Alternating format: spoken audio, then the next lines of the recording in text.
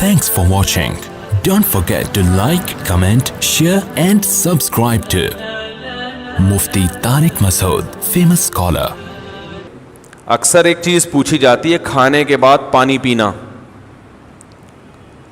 یہ جو آج کل نہار منہ پانی پینے کی حدیثیں گڑھی جا رہی ہیں نا کہ نہار منہ پانی پینا اتنا فائدہ، ایسی کوئی حدیث نہیں ہے.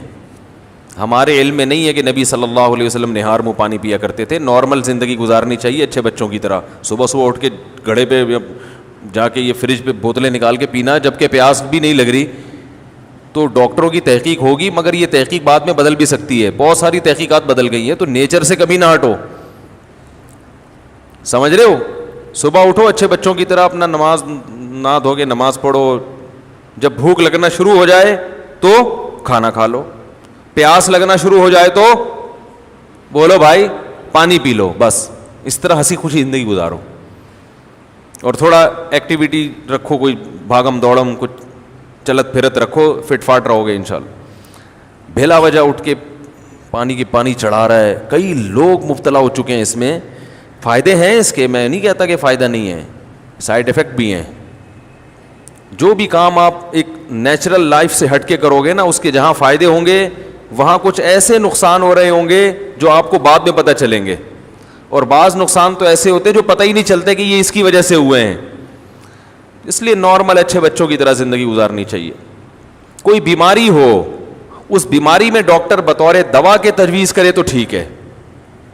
کوئی بیماری ہو گئی نا آپ کو، اس میں بطور دوا کے، بطور علاج کے، وہ ایک الگ چیز ہے، وہ ٹھیک ہے. لیکن نارمل آدمی کو، جوان آدمی کو ایسی ایکٹیویٹیز نہیں کرنی چاہیے. اچھے بچوں کی طرح سیدھا تمیز سے، جیسے اس کے باپ دادا زندگی گزارتے آئے تھے.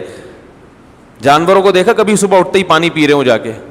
ہیں صبح اٹھتے ہی سارے جانور، ان کو کیا چاہیے؟ بھوک لگنا شروع ہوتی ہے، کھانا کھاتے ہیں. تو نبی اسی طرح یہ بھی بہت ہے کہ کھانے کے بعد پانی نہ پیو، کھانے کے بعد پانی نہ پیو. سنا ہوگا آپ نے، سب سنتے ہیں کھانے کے بعد پانی زہر ہے، یہ ہے، فلانا ڈمکانا ہے. اس بارے میں کچھ لوگ حدیثیں بھی بیان کرتے ہیں.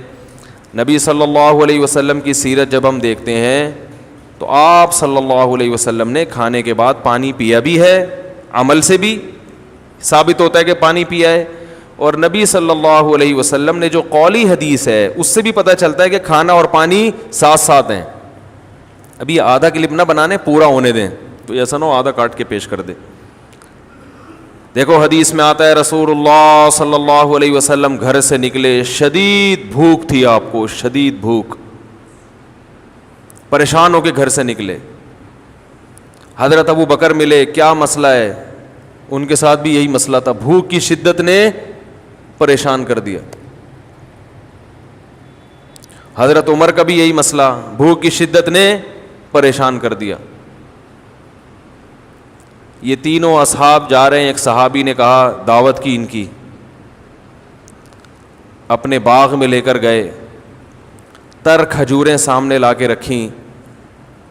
آپ صلی اللہ علیہ وسلم نے ان کھجوروں کو تناول فرمایا اور فرمایا ان نعمتوں کے بارے میں ہم سے قیامت کے دن سوال ہوگا. اور وہ کھجوریں آپ نے کھانے کے بعد کنویں کا میٹھا پانی پیا اور سیر ہو گئے. پانی پینے کا مزہ ہی کھانے کے بعد ہے. نہیں آ رہی سمجھ؟ جب شدید بھوک میں آپ کھجوریں کھاؤ گے اور اس کے بعد پانی پیو گے تو کیا مزہ نہیں آئے گا؟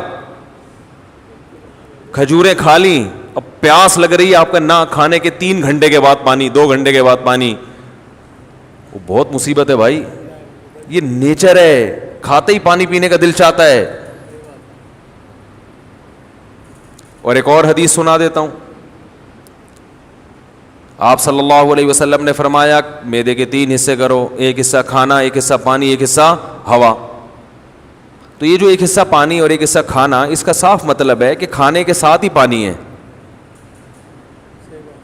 تبھی تو اس کے لیے جگہ چھوڑنی ہے. کیا ہو گیا؟ اگر کھانے کے 2 گھنٹے بعد پانی ہوتا تو 1/3 کھانا تو وہ ہضم ہو چکا ہوتا ہے، پھر تو پورا معدہ پانی کے لیے تیار ہے. تو دونوں حدیثوں کو ملائیں تو رزلٹ کیا سامنے آئے گا کہ کھانا پانی قرآن میں کیا ہے؟ کلو واشربو، کھاؤ اور پیو، کھاؤ اور پیو. تو کھانا پینا کٹھا ہے. لیکن دونوں حدیثوں کو ہم ساتھ ملاتے ہیں. آدھی حدیث لوگ ہیں نا, آدھی نہیں لوگ, پھر مسئلہ خراب ہوگا.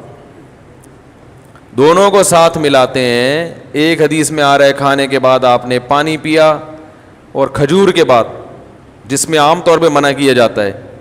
اور دوسری حدیث میں آ رہا ہے کہ 1/3 کھانا, 1/3 سانس لینے کے لیے جگہ. اتنا بھر کے کھاتے ہیں کہ سانس ہی نہیں آ رہا ہوتا, وہ پھیپھڑوں کی جگہ نہیں مل رہی ہوتی پھولنے کے لیے.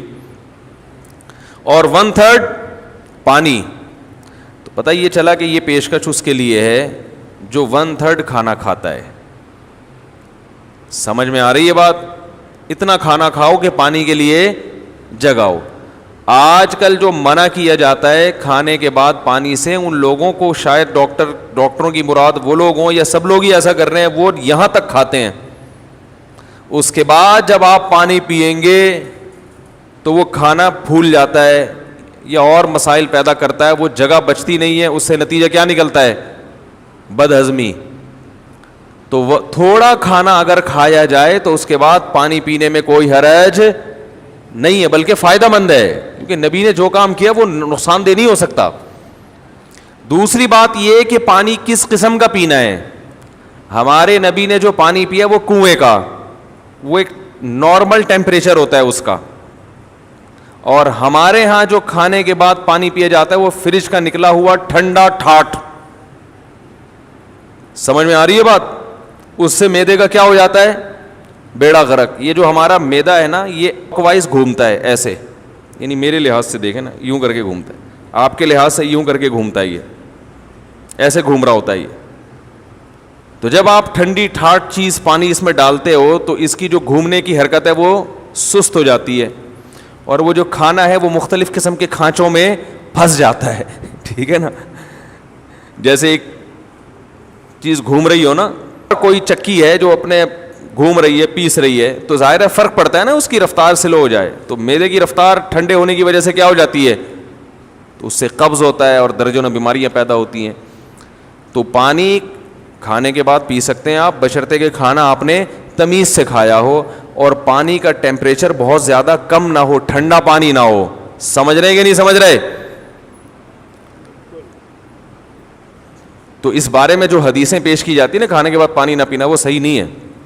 اور اگر گرم پانی پیا جائے جو چولہے کا گرم ہو, وہ تو ہاضمے میں اور مدد دیتا ہے, جو کہوا جسے کہتے ہیں, وہ تو اور تھوڑی مدد دیتا ہے ہاضمے میں. لیکن میں نوجوانوں کو کہتا ہوں وہ نہ پئیں, تمیز سے زندگی گزاریں, بس پانی پئیں آرام سے.